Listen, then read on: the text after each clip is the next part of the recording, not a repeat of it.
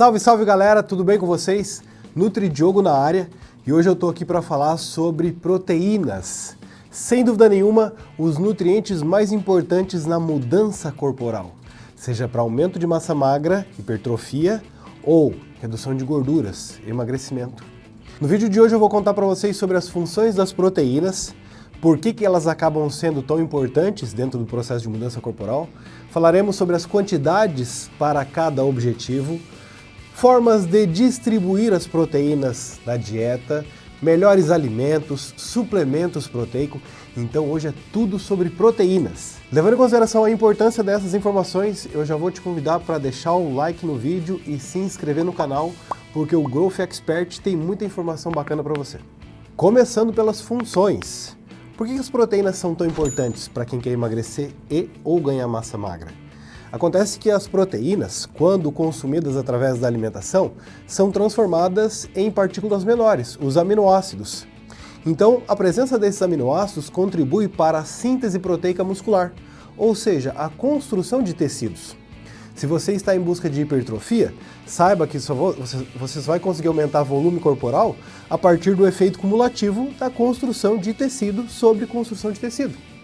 Já no caso de quem está em busca de emagrecimento, saiba que você só vai conseguir ter um emagrecimento eficiente e esteticamente adequado se você conseguir construir proteína enquanto você está emagrecendo. Assim você garante a manutenção da massa magra, evita o catabolismo. Então a função construtora da proteína ela é importante independente do seu objetivo. Agora, se você está em busca de emagrecimento, redução de gorduras, as proteínas exercem outras duas funções que vão ajudar muito. Primeiro, dietas com alta concentração de proteína acabam aumentando a nossa necessidade de energia por aumentarem a termogênese induzida pela digestão, ou seja, custa energia, custa caloria para eu digerir proteína. Então quanto mais proteína eu tenho na minha dieta, mais energia eu gasto para a digestão. Mas é claro, não vamos colocar só proteína na dieta, porque esse também não é o caminho. E agora a segunda função importante para o emagrecimento seria o poder de saciedade. Dietas ricas em proteína aumentam a saciedade pós-prandial, ou seja, a sensação que eu tenho de estar atendido após terminarmos uma refeição. Diz pra mim, verdade ou mentira? Não incomoda muito aquela sensação de, poxa, acabei de comer, mas parece que eu ainda quero comer alguma coisa? Quem está em processo de emagrecimento não pode ficar com essa ideia de quero comer alguma coisa. A saciedade deve estar presente. Assim a gente corre menos risco de furar a dieta. Já em relação à quantidade de proteína diária de acordo com o objetivo. Se eu busco hipertrofia, eu vou colocar 1,4 a 2 gramas de proteína por quilo de peso ao longo do dia. Ou seja, uma pessoa de 100 quilos vai consumir entre 140 a 200 gramas de proteína. Mas atenção, eu não estou falando 200 gramas de peito de frango. Não estou falando de 200 gramas de filé de tilápia. Cada alimento, fonte de proteína, terá o seu teor proteico, terá o seu nível de proteína. Então você precisa calcular. E aí para calcular isso, eu sugiro o aplicativo da Growth. Chama-se Growth Dieta e Treino. Assim você coloca ali o alimento que você consumiu, a quantidade consumida, e o aplicativo vai te informar quantas gramas de proteína, quantas gramas de carboidrato, quantas gramas de gordura. No caso de quem está em busca de emagrecimento, a sugestão fica em 2,2 a 3 gramas de proteína por quilo ao longo do dia. Aumentamos a quantidade de proteína? Consideravelmente. Por quê? Porque quem está em busca de emagrecimento vai contar com mais benefícios de uma dieta rica em proteína.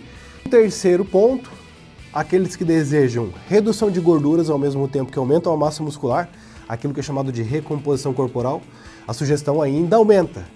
Por quê? Porque nesse caso o indivíduo quer ganhar massa magra ao mesmo tempo que ele reduz gordura. Sugestão, 3 a 3,5 gramas de proteína por quilo de peso ao longo do dia. Atenção, existe uma adequação nos cálculos que é muito importante. Se você tiver com obesidade, você precisa fazer o cálculo para identificar o seu peso ideal. E aí os cálculos para a proteína serão feitos em base do peso ideal e não seu peso atual. Se usar o peso atual, pode superestimar as necessidades de proteína. E aí, mesmo que seja proteína, que seja função termogênica, função construtora, ainda é fornecedora de energia, fornecedora de caloria. E por mais que eu consuma proteína como fonte de caloria, o excesso de caloria vai impedir o emagrecimento. Então, controlar as calorias e também controlar as proteínas. Agora, depois de quantidade total, será importante também nós distribuirmos as proteínas de acordo com as refeições que eu faço ao longo do dia. Faz a quantidade total de proteína, de acordo com o seu objetivo, hipertrofia, emagrecimento, recomposição corporal, e distribui de forma semelhante entre o número de refeições. Vamos supor que eu precise de 200 gramas de proteína ao longo do dia. E eu vou consumir essas 200 gramas de proteína em 5 refeições. Ou seja, 40 gramas de proteína em cada refeição. Fazer a distribuição equivalente da quantidade de proteína entre as refeições é uma sugestão muito bem-vinda para você poder manter o suporte aminoácidico para o processo de síntese proteica muscular. Precisamos contornar uma situação aí, que é o custo. Reduzir a quantidade de proteína? Não. Quantidade de proteína é uma meta que você precisa bater.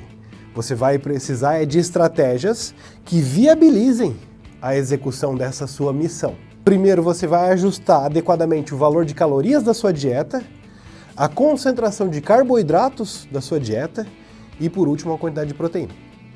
Se você está em busca de hipertrofia, por exemplo, e consumir menos calorias do que você necessita, parte da proteína será utilizada como fonte de energia. Então, olha só, o dinheiro que você investiu num nutriente com função construtora estará sendo desviado para a função energética. E função energética, os carboidratos são melhores para isso, inclusive mais baratos. Segunda dica para reduzir custo de proteína: calcule a oferta proteica de todos os alimentos da sua dieta. Os vegetais, os animais. Em alguns materiais que a gente encontra por aí na internet, as pessoas recomendam não contabilizar as proteínas de origem vegetal. Não tem justificativa para isso. Na literatura, a gente encontra que proteína de origem vegetal pode ser tão anabólica quanto a proteína de origem animal, desde que eu faça a adequação da quantidade para o meu objetivo. Por exemplo, uma dieta vegana estrita vai contar com aproximadamente 20% a mais de proteína e assim ela será igualmente anabólica em relação a uma dieta onívora, onde o indivíduo consome carne e derivados de animais. Se você pegar uma refeição como o almoço, por exemplo, onde tem arroz, feijão, saladas, facilmente você consegue 10 gramas de proteína, sem contar com frango, carne, ovo, peixe. E a terceira dica para reduzir custos seria optar por opções de fonte de proteína mais em conta. Por exemplo, vamos pensar aqui no frango. Peito de frango está relativamente caro? Temos a moela de frango. Patinho bovino está relativamente caro? Temos o fígado bovino. Ah, nutricionista, mas eu não gosto do sabor. Bom, sabor daí já é um outro tópico. Agora nós estamos falando de um item de necessidade básica, que é preço, custo. Temos receitas para deixar o preparo de alimentos como moela mais saborosos, mais apetitosos. Então cabe a você buscar por estratégias que viabilizem a tua missão. Ah, nutricionista, mas e aquela história de melhores alimentos, fontes de proteína? Conta aí pra gente quais são os melhores. Na verdade, não tem como nós elegermos um ou outro alimento como sendo melhores. Na internet por aí a gente encontra vídeos tipo top 5 fontes de proteína, top 3 melhores proteínas para emagrecimento. Mas a gente já sabe, através da literatura, que o mais importante para que as proteínas façam as suas funções é cumprirmos com a meta de quantidade. A partir do momento que eu tenho quantidade adequada, não importa se a proteína que eu estou consumindo vem do arroz, do feijão, do amendoim, das nozes, das oleaginosas de uma forma geral. Se as proteínas vegetais não fossem boas, pobres dos veganos, né, que só consomem proteínas vegetais.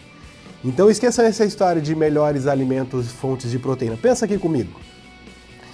Melhor alimento, fonte de proteína para mim vai depender do meu caso. A tilápia, por exemplo, eu vejo muitos fisiculturistas por aí utilizando tilápia na dieta. Mas se eu pensar na função de saciedade que a mandíbula exerce ao subir e descer aqui para mastigar o alimento, eu posso entender que comer tilápia não vai contribuir muito para a minha saciedade, porque facilmente eu consigo ingerir um filé de tilápia, não preciso mastigar muito. Concorda comigo? Pensando aqui na versatilidade do ovo. Ovo vai bem com arroz, com batata, com pão, com macarrão, com banana. Então o ovo poderia ser a minha melhor fonte de proteína porque eu posso casar ovo com qualquer alimento que eu goste. E se nós pensarmos aqui na comparação entre carne vermelha e frango, por exemplo? O frango pode ser mais interessante Se eu tiver aqui um indivíduo que precisa comer muito, uma pessoa de grande volume corporal, que está fazendo uma dieta limpa, está fazendo ali 5 ou 6 refeições por dia, esse indivíduo come bastante. Não me parece lógico e estratégico que usar peito de frango grelhado vai exigir menos esforço mecânico na mastigação e pode conferir mais conforto para esse indivíduo durante as refeições? Os melhores alimentos fontes de proteína dependem de cada caso. E agora os melhores suplementos fontes de proteína? Bom, gente, se não tem os melhores alimentos, também não teremos os melhores suplementos. Se nós estivermos falando do consumo, digestão e metabolização de alimentos fontes de proteína, nós encontraremos sim algumas questões que merecem atenção. Quando eu falo de suplemento, eu falo de um perfil aminoácido muito semelhante. Whey protein, rice protein, pea protein, proteína da carne, albumina. Às vezes as pessoas gastam mais do que deveriam comprando um whey isolado, sendo que poderia comprar uma rice protein. Às vezes a pessoa olha lá o preço de um whey hidrolisado, tá quase R$500. Ah, nossa, tá caro, então deve ser bom. Vou economizar e vou comprar um whey hidrolisado. Não faz sentido. Não é o preço de custo de um suplemento proteico que representa os possíveis benefícios que ele pode oferecer. O custo de um suplemento proteico está relacionado com o custo para a sua obtenção. Por exemplo, é muito mais caro do ponto de vista industrial eu conseguir obter whey hidrolisado do que obter whey concentrado. Escolham suplementos proteicos de acordo com o preço que você pode pagar, o sabor e o conforto gástrico que você tem após o consumo. Estamos entendidos? Gostaram do material? Eu espero que tenham gostado. Se gostaram, deixem seu like, se inscrevam no Growth Expert, porque o canal aqui tem muita informação para oferecer.